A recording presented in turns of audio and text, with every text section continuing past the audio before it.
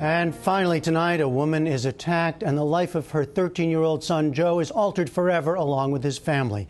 That's the dramatic outline of the new novel, The Roundhouse, by Louise Erdrich, which has been nominated for a National Book Award. The story is set on a Native American reservation in North Dakota, and it explores clashes of culture and law between tribal and state jurisdictions in investigating a crime. I talked with Louise Erdrich recently and asked her first how she came to write the book. I was really haunted for years by the background, the political background of this book, but I didn't want to write a political diatribe of any sort. So I waited and waited to have some character come to me and speak to me about this situation.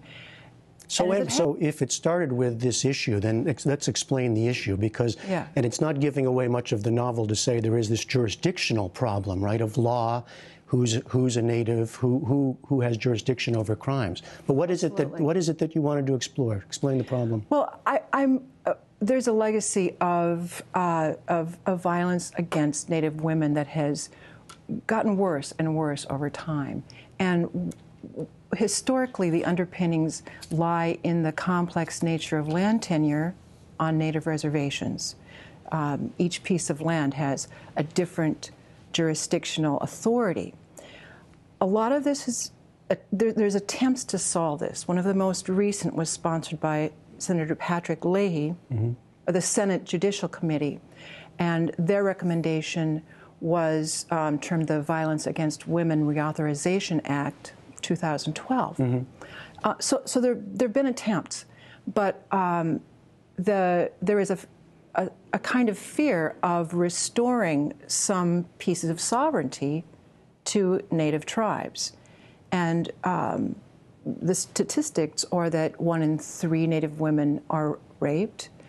About 67% of those rapes fall under federal jurisdiction and are not prosecuted. Something like 88% are believed to be committed by non-natives, and the tribes have no jurisdiction over non-natives. So part of the fix is to restore some sovereignty, some jurisdiction over non-native people only in these situations. So this started with the issue, a political issue. It started with the background, but I didn't know who was going to talk to me, and I was digging little trees out of the foundation of my own parents' house. And as I drove away and left, this voice started to talk to me, and I knew once I'd written into this, when I got to those words, "Where is your mother?" I knew that this was the book. I knew I had the book. So you saw this decidedly nonfiction huge problem. It's a big tangle, isn't it? The way I'm explaining it, it's like you start unraveling it. Yeah, but you had to find a way in as a novelist. So I had to find a way to go straight in, and Joe gave me the in with the innocence and heart. And, well, he's not all that innocent. You know, he's a 13-year-old kid. Yeah. But he's so protective of his mother, and so ambivalent as a 13-year-old about both his mother and his father. So he's growing up in a tremendously short time over the course of a summer. You know, and I know in others of your works you like to have multiple voices sort of explaining the story. This one really is focused on this young 13-year-old Joe. Was that hard to get that voice right, and why did you decide to just focus it in on one voice? I didn't really decide. It just happened to me. I was so interested in writing in his voice that it really took over. I feel now that I see that book sitting at your elbow that I sort of want it back. I want to be writing in that voice. You want the book back? I want the book back, and I want Joe back. He was mine. Now he's out there.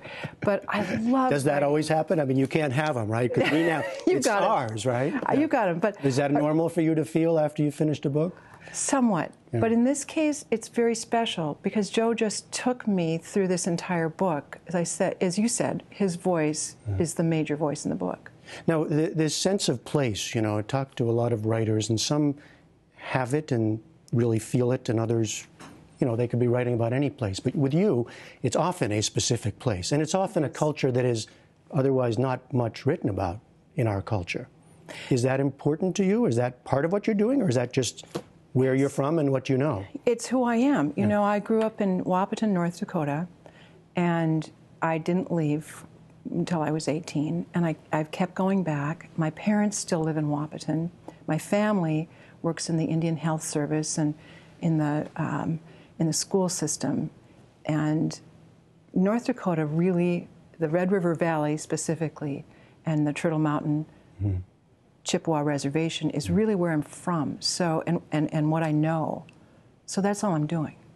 Is there a sense? I mean, even the name, the Roundhouse, it is a sacred place on the reservation. Exactly. And I'm wondering, in writing about this culture, is there a fear of losing some of those traditions, losing that culture? Well, I think this is what is the heart of the book. The Roundhouse is a sacred place on many reservations. There's a kiva, or there's a sweat lodge, round places. Their teepee is round. You know, this is the circle that depicts the turn of the earth itself, and to have this violated does speak to the violation of a culture. But what I think happens, and what I think the book talks about, is also the resilience of the culture. And the book can help preserve it, I suppose, huh? Or at least let the rest of the culture know about it. I'm hoping this particular issue becomes more widely understood. It's very complicated. All right. The new book is The Roundhouse. Louise Erdrich, thanks so much. It's a pleasure.